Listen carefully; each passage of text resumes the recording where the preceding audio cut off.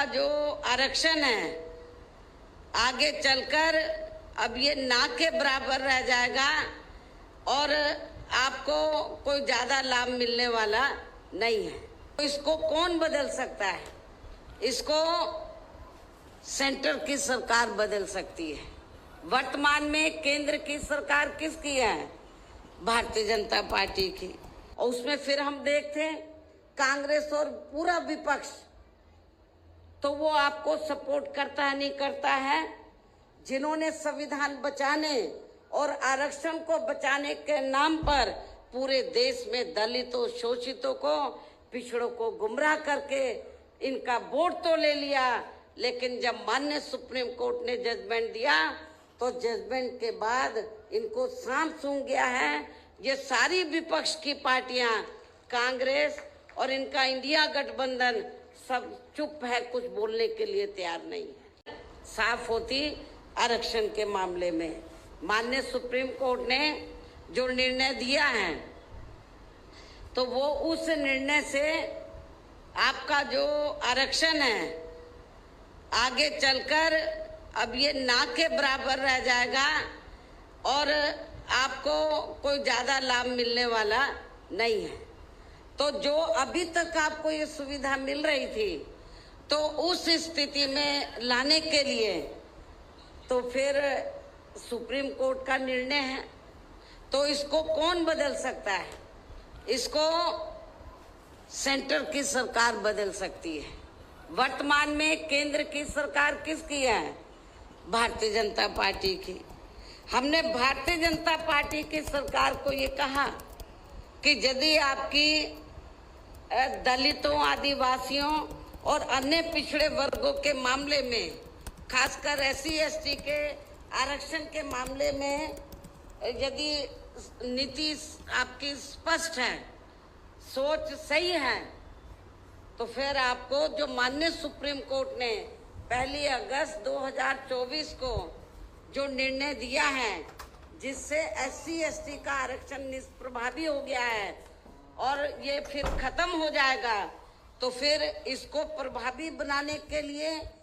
और पूर्व की स्थिति में लाने के लिए फिर केंद्र सरकार की जिम्मेवारी बनती है कि वो पार्लियामेंट का विशेष सत्र बुलाए और विशेष सत्र बुलाकर उसमें संवैधानिक संशोधन विधेयक लाए। और उसमें फिर हम देखते हैं कांग्रेस और पूरा विपक्ष, तो वो आपको सपोर्ट करता है नहीं करता है? जिन्होंने संविधान बचाने और आरक्षण को बचाने के नाम पर पूरे देश में दलितों, शोषितों को, पिछड़ों को गुमराह करके इनका वोट तो ले लिया, लेकिन जब माननीय सुप्रीम कोर्ट ने जजमेंट दिया तो जजमेंट के बाद इनको सांप सूंघ गया है। ये सारी विपक्ष की पार्टियां, कांग्रेस और इनका इंडिया गठबंधन सब चुप है, कुछ बोलने के लिए तैयार नहीं है। लेकिन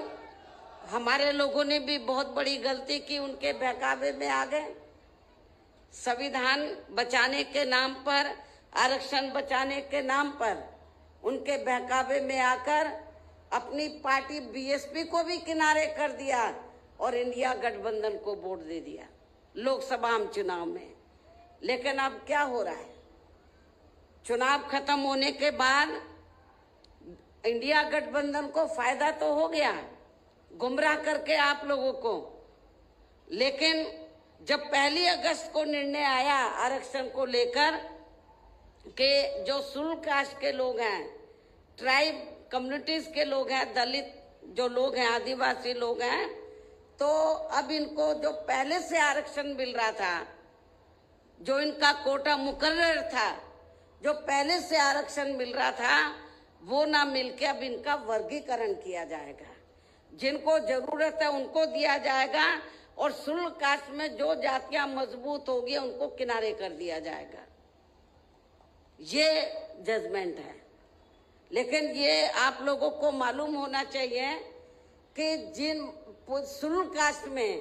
जो जातियां कुछ आगे भी बढ़ी हैं, मुश्किल से 5-6% लोग बढ़े हैं, बाकी लोगों की सामाजिक, आर्थिक और शैक्षणिक स्थिति में अभी कोई ज्यादा बदलाव नहीं आया है। इसलिए इनके वर्गीकरण की अभी जरूरत नहीं है, बल्कि जो पूर्व में जैसी स्थिति बनी थी इनको सबको अभी पूरा आरक्षण देने की जरूरत है। लेकिन जब हमने इसके खिलाफ आवाज उठाई तो फिर सारी पार्टियां चुप हो गई। हमने बीजेपी को भी कहा कि सुप्रीम कोर्ट का जजमेंट है, आप संविधानिक संशोधन विधेयक लाइए और आप उसे पार्लियामेंट में लाकर पास कराएं। हम अपोजिशन को भी देखेंगे, इंडिया गठबंधन को भी देखेंगे कि वो आपको सपोर्ट करता है नहीं करता है। तो जो बीजेपी की सरकार है सेंटर की, वो संविधानिक संशोधन विधेयक अभी तक नहीं लाई है, अपोजिशन चुप है। तो ऐसी स्थिति में आप लोग एक बार तो धोखा खा गए, इनके बहकावे में आ गए इंडिया गठबंधन के, कांग्रेस के, और आप लोगों ने वोट दे दिया कि हम संविधान बचाएंगे, आरक्षण बचाएंगे। जब माननीय सुप्रीम कोर्ट ने आपके आरक्षण पर चोट मारी तो ये सारी पार्टियां चुप हो गई। ये कहती तो हैं कि हम आरक्षण के पक्ष में हैं, लेकिन माननीय सुप्रीम कोर्ट ने जो जजमेंट दिया उसको लेकर ये कुछ भी बोलने के लिए तैयार नहीं है। इतना ही नहीं, बल्कि इसके लिए कांग्रेस व इनके इंडी गठबंधन ने अभी तक भी केंद्र सरकार पर कोई दबाव नहीं बनाया है, और ऐसा करना तो बहुत दूर की बात रही। बल्कि इन्होंने माननीय सुप्रीम कोर्ट के इस निर्णय पर अभी तक कुछ भी खुलकर नहीं बोला है, और इस मामले में केंद्र की भाजपा सरकार व अधिकांश सभी विरोधी पार्टियां अभी तक भी चुप्पी साधे हुए हैं। यहाँ मैं ये भी बता देना चाहती हूँ कि माननीय सुप्रीम कोर्ट ने SC/ST आरक्षण में वर्गीकरण करने और क्रीमी लेयर को भी लागू करने का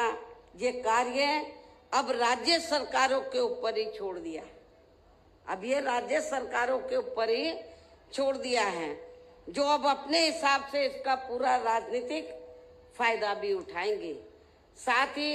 इसकी आड़ में इन वर्गों को बांटकर इन्हें आपस में ही लड़ाएंगे। अर्थात अब ये पार्टियां फूट डालो वे राज करो की नीति का भरपूर फायदा उठाएंगी इस जजमेंट की आड़ में। जबकि संविधान के मुताबिक अभी तक क्या था ये जजमेंट आने से पहले, जबकि संविधान के मुताबिक किस जाति को SC व ST की सूची में शामिल करना है या नहीं करना है, तो इसका ये अधिकार अभी तक केवल संसद किसको था, पार्लियामेंट को था। संसद व माननीय राष्ट्रपति जी को ही दिया हुआ था संविधान के मुताबिक, जिसे 1 अगस्त 2024 को माननीय सुप्रीम कोर्ट के आए निर्णय के जरिए इसे अब वापस लेकर सीधे ही राज्य सरकारों को दे दिया है, जिससे अब इन वर्गों के साथ काफी ज्यादती होगी। अर्थात इनका अब ये आरक्षण ना के बराबर ही रह जाएगा। दलितों का, आदिवासियों का जो आरक्षण है वो ना के बराबर ही रह जाएगा। और अब तो कांग्रेस के श्री राहुल गांधी ने भी विदेश में जाकर इनके सभी आरक्षण को आगे वक्त आने पर खत्म करने का भी ऐलान कर दिया है। इसलिए इन वर्गों के लोगों को बाबा साहब डॉक्टर भीमराव अंबेडकर द्वारा जो इन्हें आरक्षण का ये संवैधानिक अधिकार मिला है, तो इसे बचाने के लिए अब यहाँ हरियाणा प्रदेश में हो रहे विधानसभा चुनाव में इन वर्गों को, ऐसी सभी आरक्षण विरोधी पार्टियों को अपना कतई भी वोट नहीं देना है। जो ये पार्टियां माननीय सुप्रीम कोर्ट के आए इस निर्णय को बिल्कुल भी बदलने के लिए तैयार नजर नहीं आती हैं, ना तो भारतीय जनता पार्टी और ना ही कांग्रेस पार्टी का इंडिया गठबंधन। अर्थात इस मामले में केवल ये पार्टियां इन वर्गों को गुमराह करने में ही लगी हैं। ऐसी स्थिति में अब इन वर्गों को यहाँ विधानसभा के हो रहे आम चुनाव में अपने बने इस गठबंधन की ही सरकार बनाकर, क्योंकि ये लोग जो जजमेंट आया माननीय सुप्रीम कोर्ट का रिजर्वेशन को लेकर, इसको ये अभी तक भी बदलने के लिए तैयार नहीं है, ना कांग्रेस ना बीजेपी। तो ऐसी स्थिति में अब आप लोगों को करना क्या है, यह अपने गठबंधन की सरकार बनाकर इसे लागू होने से, ये जो अभी नया जजमेंट आया है, तो अपने यहाँ गठबंधन की सरकार बनाकर इसे लागू होने से तब तक लटकाकर व रोक कर रखना है जब तक केंद्र व विपक्ष द्वारा इस निर्णय को संवैधानिक संशोधन के जरिए खत्म करके इसे पुरानी स्थिति में बहाल नहीं कर दिया जाता है। गठबंधन की सरकार यहाँ बनती है, हमारी गठबंधन की हमारे हाथ में है कि इसे लागू करे या ना करे। इसको हम लटका के रख सकते हैं, सुप्रीम कोर्ट का जजमेंट है तो इसको हम आगे बढ़ा सकते हैं। कब तक? जब तक केंद्र व विपक्ष द्वारा इस निर्णय को संवैधानिक संशोधन के जरिए खत्म करके इसे पुरानी स्थिति में बहाल नहीं कर दिया जाता है। इसलिए ऐसी स्थिति में अब आपको एक तरफा अपना वोट केवल बीएसपी व इन्हें लोग के बने अपने इस गठबंधन को ही देना है, ताकि सत्ता में आकर यहाँ आपके स्टेट में माननीय सुप्रीम कोर्ट के इस निर्णय पर कुछ हद तक अंकुश लगाया जा सके। इतना ही नहीं बल्कि केंद्र व राज्यों में कांग्रेस, बीजेपी व अन्य जातिवादी पार्टियों की रही सरकारों ने इनका आरक्षण का कोटा अभी तक भी पूरा नहीं भरा है, जिससे फिर अंत में किसी न किसी रूप में सामान्य वर्गों को ही दे दिया जाता है। जबकि उत्तर प्रदेश में जब हमारी पार्टी की सरकार बनी, हमने विशेष अभियान चलाकर इस आरक्षण के कोटे को हमने पूरा कराया था। पदोन्नति में आरक्षण को तो इन्होंने मान्य कोर्ट की आड़ में काफी हद तक खत्म ही कर दिया है। इसके साथ ही केंद्र व राज्यों की भी सरकारों द्वारा इन वर्गों के लोगों को प्राइवेट सेक्टर में आरक्षण दिए जाने की व्यवस्था किए बिना ही इनके ज्यादातर सरकारी कार्य अब यहाँ प्राइवेट सेक्टर के जरिए ही देश के अधिकांश बड़े बड़े पूंजीपतियों व धन्ना सेठों को ही दिए जा रहे हैं, जिसके कारण आपके यहाँ हरियाणा प्रदेश सहित पूरे देश में अब इन वर्गों के लोगों को आरक्षण का बहुत कम ही लाभ मिल पा रहा है,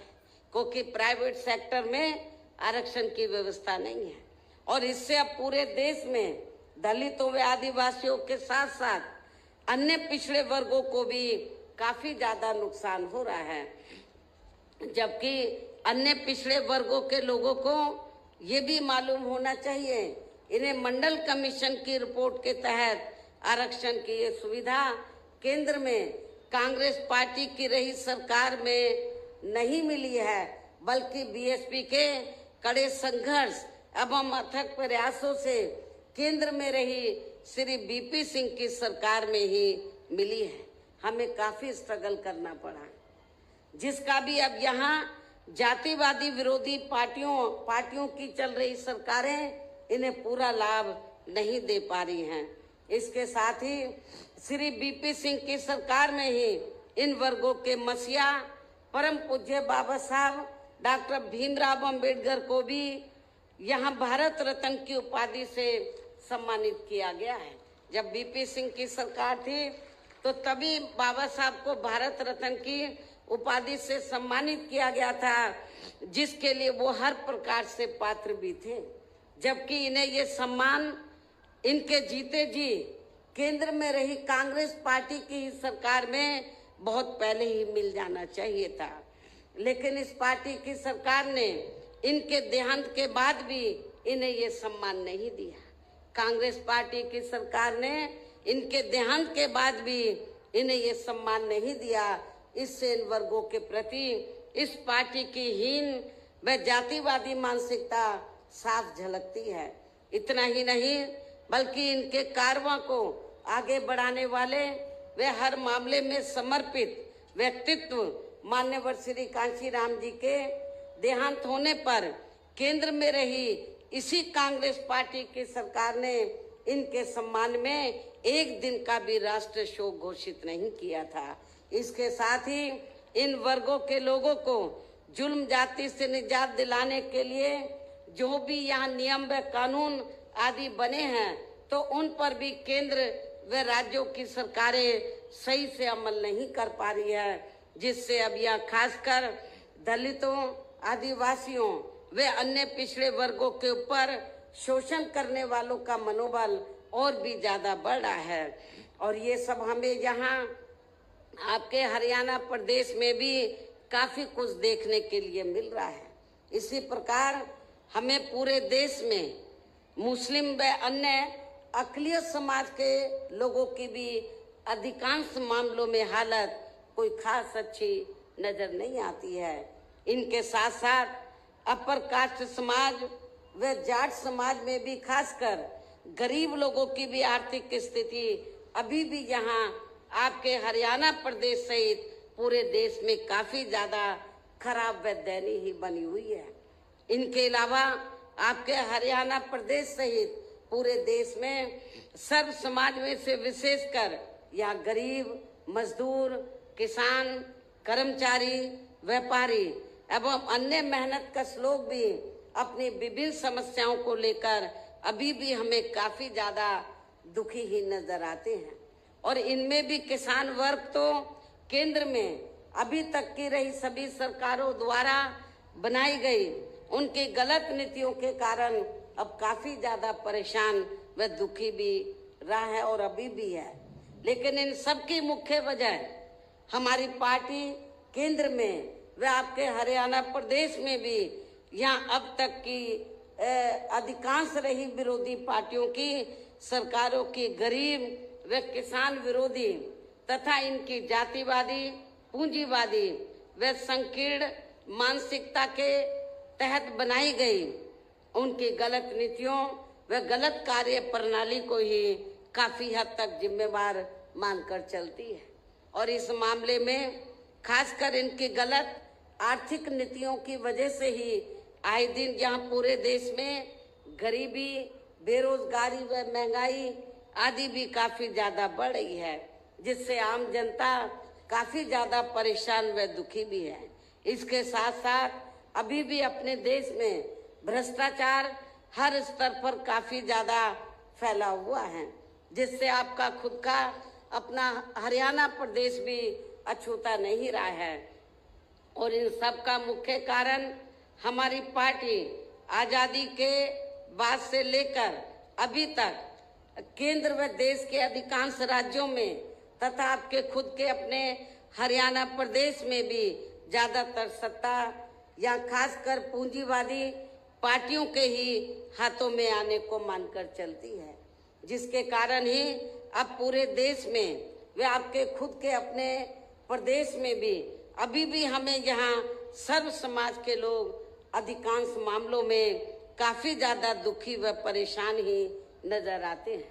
जबकि पूरे देश में बीएसपी ही अकेली एक ऐसी पार्टी है जो विरोधी पार्टियों की तरह देश के बड़े बड़े पूंजीपतियों व धन्ना सेठों की आर्थिक मदद से नहीं बल्कि अपनी पार्टी के ही आम कार्यकर्ताओं की आर्थिक मदद से चुनाव लड़कर यहाँ केंद्र व राज्यों की भी सत्ता में आना चाहती है, ताकि हमारी पार्टी सत्ता में आने के बाद फिर बिना किसी दबाव के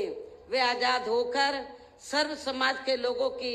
सभी समस्याओं का समाधान करके उन्हें हर मामले में वे हर स्तर पर या खुशहाल बना सके। और इसी आधार पर चलकर ही आबादी के हिसाब से देश के सबसे बड़े प्रदेश उत्तर प्रदेश में आपका पड़ोसी राज्य है उत्तर प्रदेश, तो देश के सबसे बड़े प्रदेश उत्तर प्रदेश में 4 बार हमारी पार्टी ने अपने नेतृत्व में वहां सरकार भी बनाई है। और हमने अपनी सभी चारों रही सरकारों में अपनी पार्टी की विचारधारा एवं सिद्धांतों के तहत चलकर वैसे तो वहां सर्व समाज के हितों का पूरा ध्यान रखा है, लेकिन सभी मामलों में प्राथमिकता पहले हमने वहां सर्व समाज में से विशेषकर उन दलितों, आदिवासियों, पिछड़े वर्गों व अकलियत समाज को दी है तथा अन्य समाज में से गरीब एवं असहाय लोगों को ही दी है, जिनकी यहाँ हर मामले में व हर स्तर पर सभी विरोधी पार्टियों की रही सरकारों में उनकी हीन, जातिवादी, संकीर्ण व पूंजीवादी सोच होने के कारण काफी ज्यादा उपेक्षा की गई है। इसके साथ साथ हमने उत्तर प्रदेश में, आपको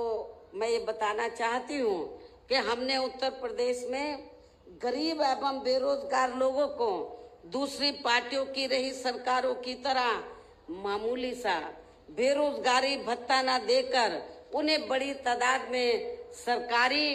एवं गैर सरकारी क्षेत्रों में स्थायी रोजगार भी उपलब्ध कराए।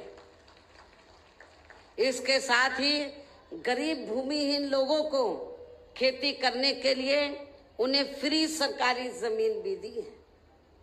और जो गरीब आवासहीन लोग थे तो सरकारी खर्चे से उनके हमने 2-2 कमरों के पक्के मकान भी बनाकर दिए हैं और वहां पर सभी सुविधाओं का प्रबंध भी किया है, हॉस्पिटल का, स्कूल्स का, और भी जो जरूरी आपकी जरूरतें हैं तो उनका हमने वहां पर प्रबंध भी किया है, जिससे वहां लाखों गरीब लोगों को काफी ज्यादा फायदा पहुंचा है। शहरों व देहातों को भी विकसित किया गया है। आप लोगों को ये मालूम है कि शहरों और देहातों में जहाँ वीकर सेक्शन के कमजोर तबके के लोग रहते हैं, वहां घुसते ही मालूम पड़ जाता है कि यहाँ पर अपने समाज के लोग रहते हैं। इतनी खराब हालत होती है, क्योंकि जो पार्टियां अभी तक सत्ता में रही तो उन्होंने आपकी बस्तियों को डेवलप नहीं किया, लेकिन जब हमारी सरकार बनी तो हमने देहातों को डॉक्टर अंबेडकर ग्राम विकास योजना के तहत और शहरों में दलित बस्तियों को मान्यवर श्री कांशीराम जी शहरी समग्र विकास योजना के तहत उनको डेवलप किया, विकसित किया। इसके अलावा हमारी पार्टी की रही सरकार ने वहां विभिन्न क्षेत्रों में लगे लोगों के साथ साथ छात्रों, युवाओं, महिलाओं व बुजुर्गों आदि के हितों में भी अनेकों महत्वपूर्ण व ऐतिहासिक कार्य किए हैं, जिनसे उन्हें काफी ज्यादा लाभ पहुंचा है। किसानों की भी अधिकांश समस्याओं का काफी हद तक समाधान किया गया है तथा उनकी फसलों का भी उन्हें समय से उचित दाम दिया गया है। इतना ही नहीं, बल्कि हमने उत्तर प्रदेश में सर्व समाज के लोगों के ऊपर किसी भी प्रकार की कोई जुल्म जाति आदि भी नहीं होने दिया है और वीकर सेक्शन का हमने विशेष ध्यान रखा है। बल्कि हमारी पार्टी की रही सरकार ने वहां जुल्म जाति करने वाले लोगों को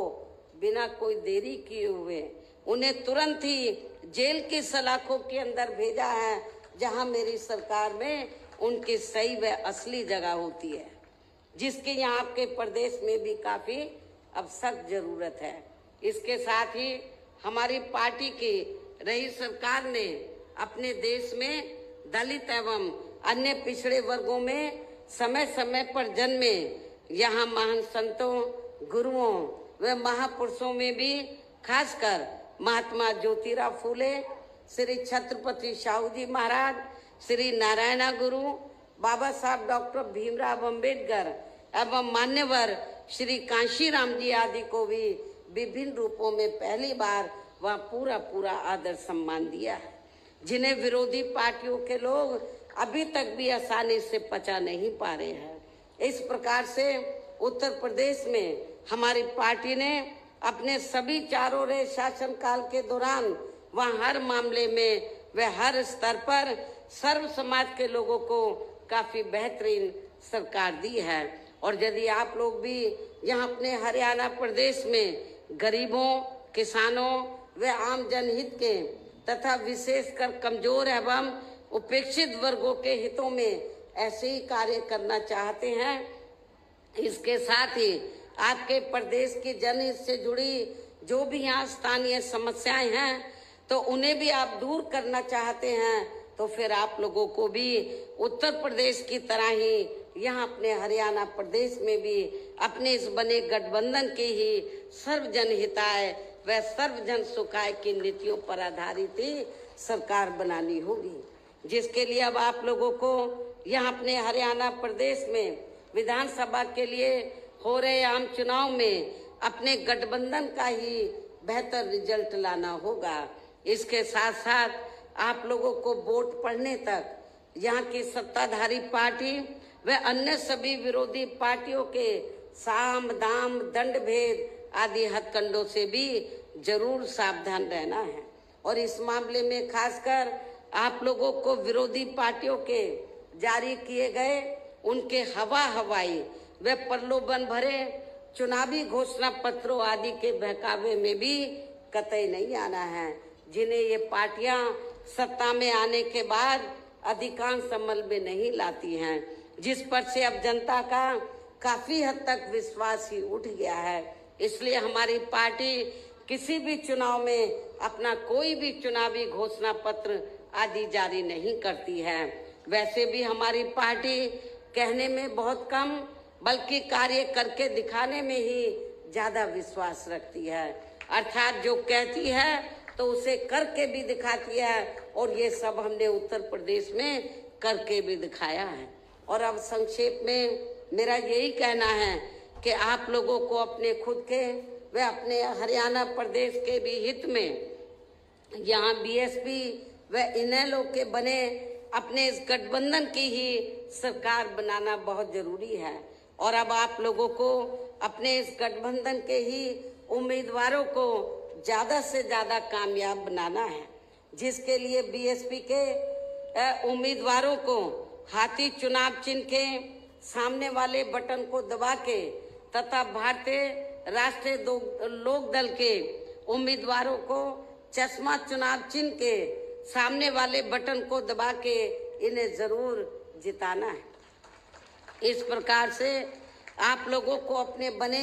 इस गठबंधन की ही पूर्ण बहुमत की सरकार बनाना है, और सरकार बनने पर फिर गठबंधन की ओर से आपके हरियाणा प्रदेश का मुख्यमंत्री चौधरी श्री अभय चौटाला जी को ही बनाया जाएगा, जिनको मेरे आशीर्वाद के साथ साथ इनके पिता चौधरी ओम प्रकाश चौटाला जी का भी पूरा आशीर्वाद प्राप्त है। वैसे स्वर्गीय चौधरी देवीलाल जी का भी हमेशा इन पर आशीर्वाद बना रहा है। इनके साथ साथ गठबंधन की ओर से बीएसपी का एक डिप्टी सीएम दलित वर्ग का तथा दूसरा डिप्टी सीएम अन्य पिछड़ा वर्ग या अपर कास्ट समाज में से ही बनाया जाएगा। और ये दोनों डिप्टी सीएम कौन होंगे इसका फैसला इस चुनाव का नतीजा आने के बाद ही किया जाएगा। इन्हीं जरूरी बातों के साथ ही अब मैं आप सभी लोगों से अपने बने इस गठबंधन के अधिकांश उम्मीदवारों को जिताकर अपनी यहाँ गठबंधन की ही सरकार जरूर बनाना है। इस उम्मीद के साथ ही अब मैं केंद्र सरकार से देश में जातीय जनगणना कराने के लिए भी विशेष अनुरोध करती हूँ, जिसको पहले केंद्र में रही कांग्रेसी सरकार ने और अब वर्तमान में चल रही बीजेपी की सरकार ने भी इसे अभी तक भी लटका के रखा हुआ है, जो उचित नहीं है। इसके लिए भी इनसे विशेष आग्रह के साथ ही अब मैं अपनी बात यही समाप्त करती हूँ। धन्यवाद। जय भीम व जय भारत।